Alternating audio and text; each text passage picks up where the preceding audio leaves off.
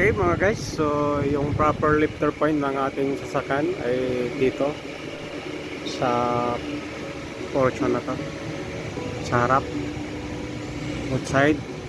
Then sa rear portion, dito ang lifter point ng ating sasakyan sa likod. Then dito, okay.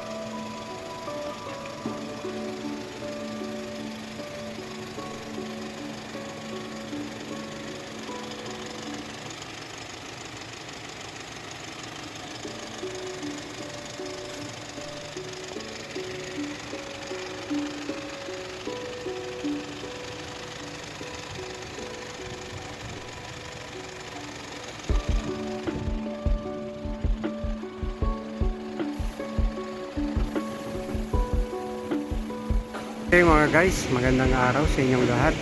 So meron tayong L200 dito na i-repair yung underneath oil leak. So nakita natin dito yung sign ng oil leak sa front differential between ng ating front axle housing.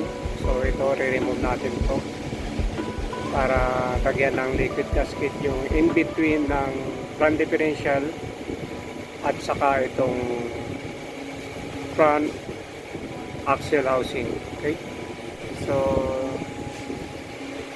remove natin yung ating unang gulong sa right side, yung knuckle, then yung axle shaft, then itong ating axle shaft housing sa right side portion. Okay,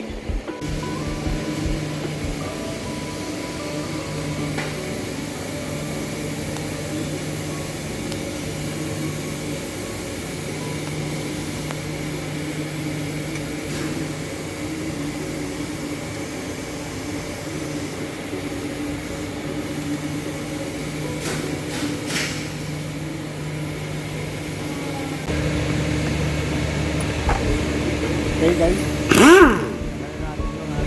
front by front tire.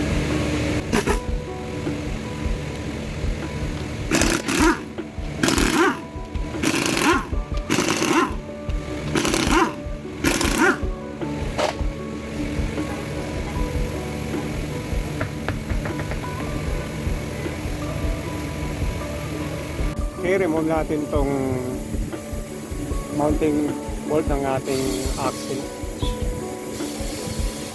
Okay, so 12 mm yung size ng ating mounting bolt. Okay,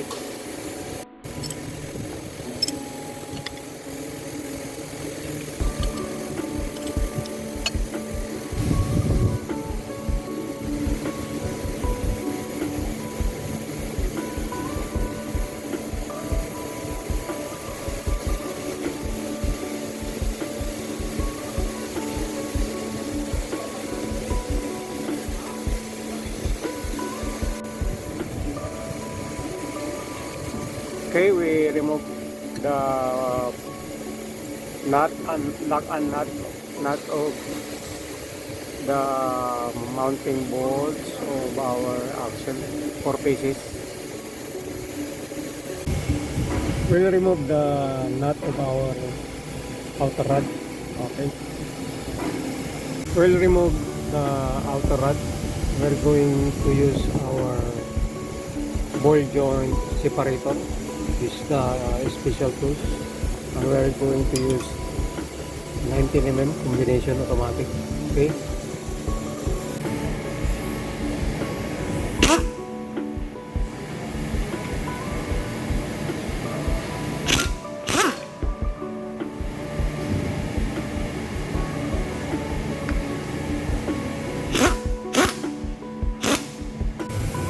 Okay, so we already removed our outer rod.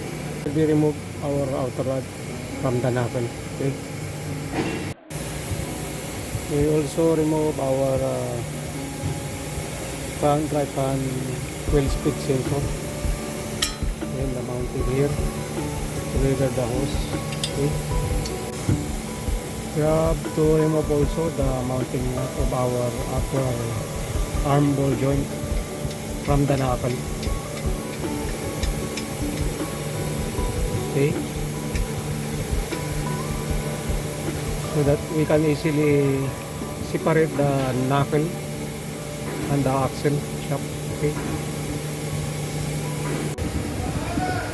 we have to jack up the lower arm.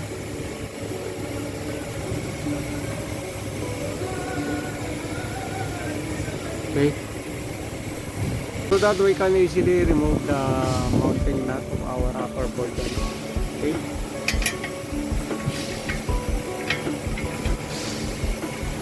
Then we have to loosen the mounting bolt and nuts of our upper arm. Okay. Both side. The other side also. We have to loosen. Okay.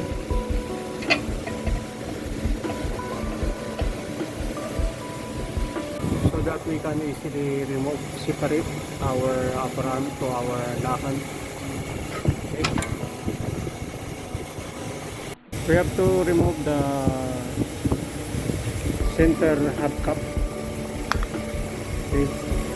So that we can easily remove the axle nut and this pin of our axle shaft. Okay, we will remove the pin of our axle shaft. Okay.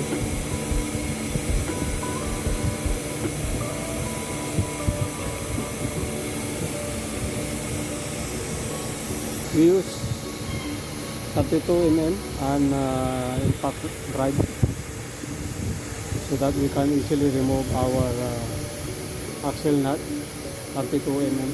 Okay. Okay, we already separate our axle shaft from our knuckle. Okay.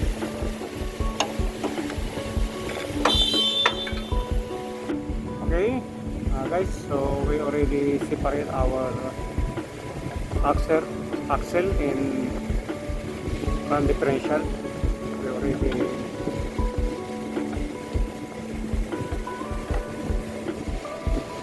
remove. Okay, then we'll remove this mounting bracket of our front differential bracket. Also the breather, we'll remove the mounting bolts here. Okay, then together this mounting bolts from our axle housing of our front differential. Okay. We have to remove the front differential gear oil. We will drain it before we dismantle this axle housing. Okay, so we'll remove the mounting bolts, the 4 pieces bolts of our axle shaft housing of our front differential. Okay. There's another two at the upper portion. We already separated our axle shaft from the front differential.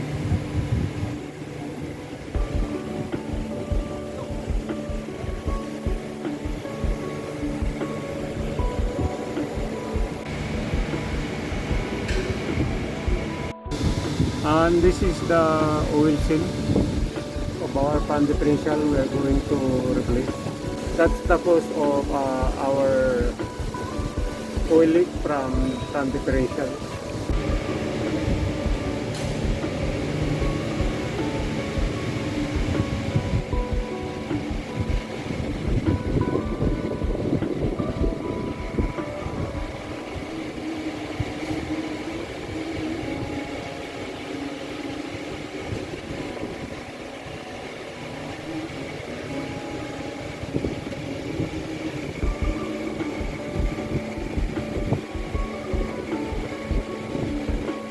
We're going to use the tire lever to remove the axle oil seal.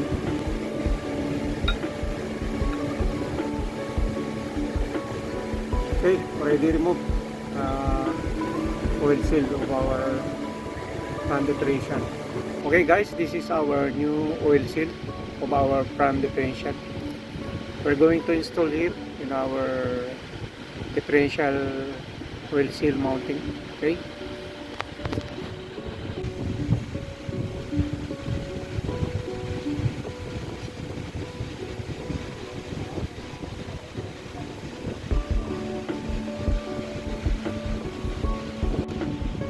we're going to use this oil seal installer. Okay, okay, we already installed the new oil seal. Then we will return it back all the outer parts we removed. Okay, then we install the mounting bolts of our axle shaft housing. Okay, and this is the last bolt, 4 pieces mounting bolts of our axle housing. Okay, I'm going to tighten the mounting bolts.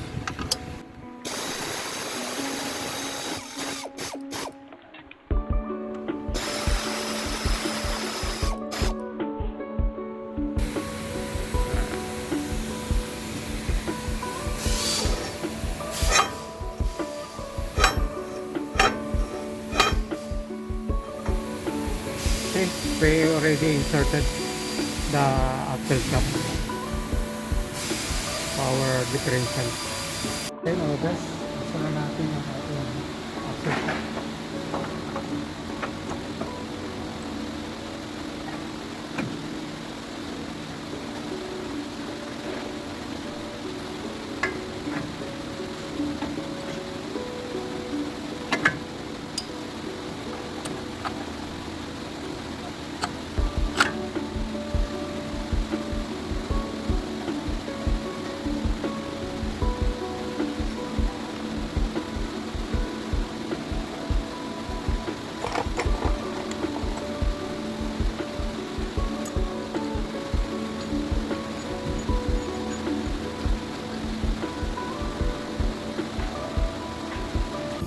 Okay guys, we will refill the differential. Refill with this pipe here.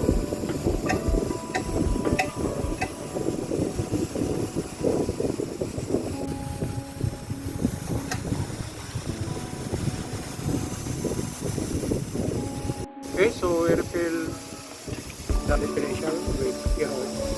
Then we will fix it back the pillar plug. Then tighten. Are you using 24 mm combination wrench?